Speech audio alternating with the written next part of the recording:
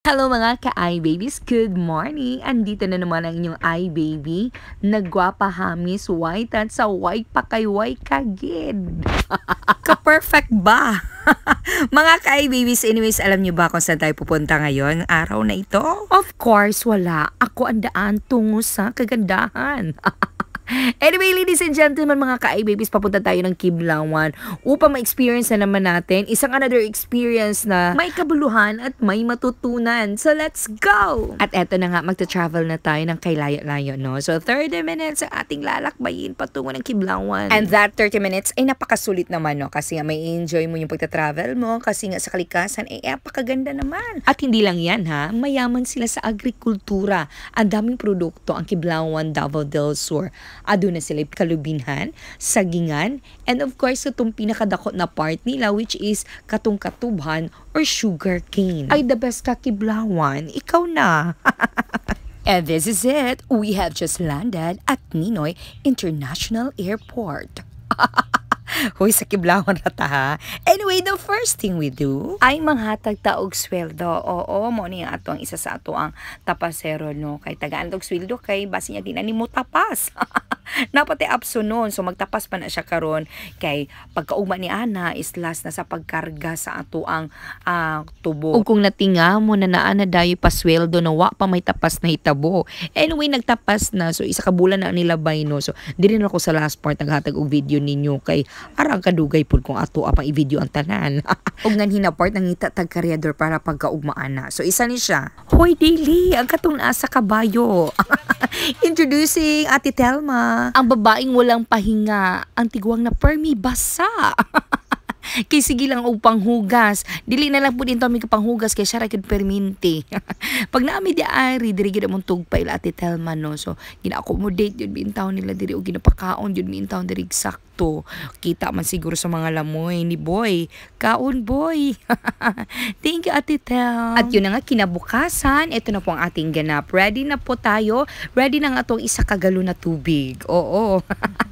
And notebook ala sa paglista sa mga pangalan sa ato ang mga kargador kay kinahanglan gyud nato siyang ginalista kay dira atong basihan sa atong paghatag og sweldo kanila. So isa ka bugkos 4 ang ato ang ginahatag ana, 4 pesos. Pero pag layo ra pud siya sa truck, layo ra siya sa area, layo yang i-travel 5 pesos ka na. So dili po dalim no kay isa ka bugkos adunay mga 30 ka lusok. Depende. Okay, perti ka kusgaman sa ato ang kargador, ang ilang ginabuhat ni Ana, ilang isahon nila ang unom ka bugkos. So 6 times 4, 24 pesos dayon ang ilang income sa isa ka travel pa lang ni Ana. So kwarta-kwarta jud. Yun na anak ko, dili pwede ni. Dili pwede sila lang makakwarta. Dapat nakakwarta sad ko. Okay, multitasking man ta, ginakaya man gyud nato tanan. Walang hamon na inaatrasan. So karga puta di ara na sign. Go be. Idol.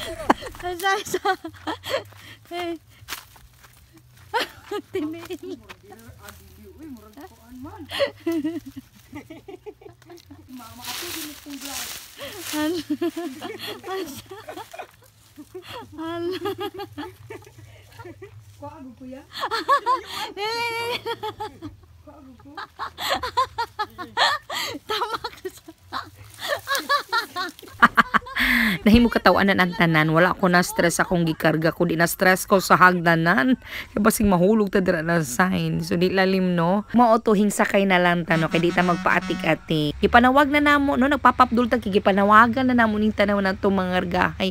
Hay naman ni sila man.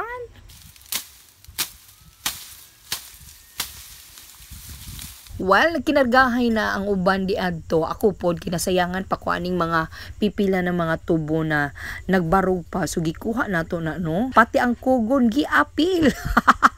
But kidding aside, dili lalim ang pagiging tapasero. Kaya aside sa kusog imong puhunan, ang imo pong kalaban ay ang weather. Sa init, init yun kayo. Labi na karong panahon na init kaayo. Pag ulan-ulan po. So I salute all the farmers no, na diri ni gyud mo makita sa field ko unsa kakapoy di ay ang pagproseso sa maong mga tanom. Mapapalay man, mapatubog upang pa mga produkto diri sa pang-agrikultura.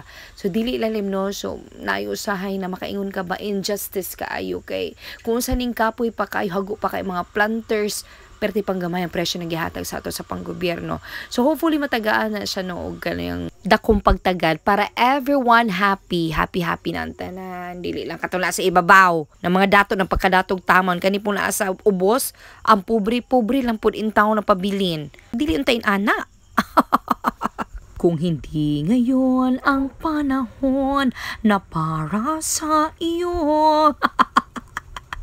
Ay, ko. Ngano dira man ka sa likod, day, na pwede man ka dito sa sulod unta sa truck. Painit-init yon, pabida-bida.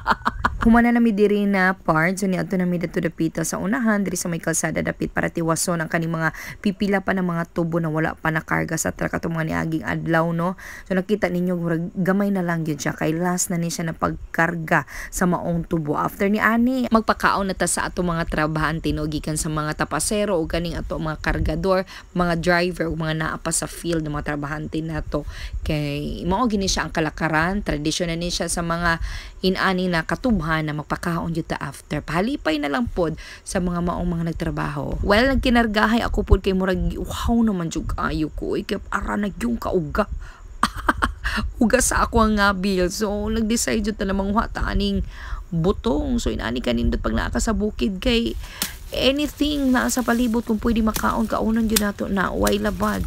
Unlike na ka sa syudad na maski pa ito isa ka saging ato agi na paliton pero diri ato agi ta na panguon sa kilid-kilid. So, advantage kay pag nataaning mga bukid-bukid. And we're done sa ato ang pag-harvest sa ato ang tubo, no? I hope na nag-enjoy mo. Thank you for watching our vlog today. We hope that we are able to show the importance of our farmers in the community. Word of the day, pagpapahalaga. Dapat palaga natin at respetuhin natin ang mga magsasaka natin dahil sila ang naging daan upang meron tayong makain sa pang-araw-araw natin. So, maraming salamat sa lahat ng mga farmers natin. And speaking of thank you once again sa atong mga ka-A-babies na permiti nagatanaw sa atong mga vlog. So, gamay lang mo pero kanang gamay. Makayayay. I love y'all. Bye!